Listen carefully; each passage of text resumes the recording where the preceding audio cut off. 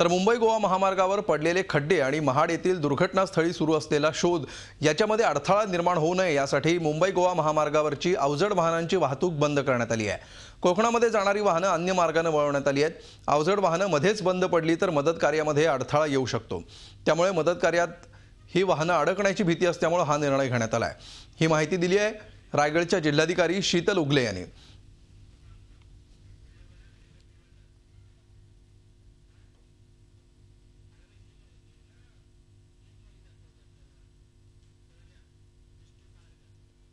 आणि आता आपण बघूया पर्यायी मार्ग कुठले असणार आहेत। कोकणात जाण्यासाठी मुंबई पुणे द्रुतगती मार्ग आहे, जो तुम्ही सातारा, उमरस, पाटण आणि चिपळूण या मार्गे कोकणात उतरू शकता।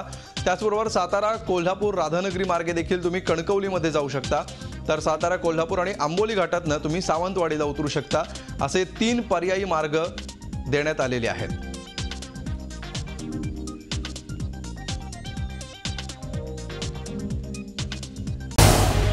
झी 24 तास रहा एक पाऊल पुढे।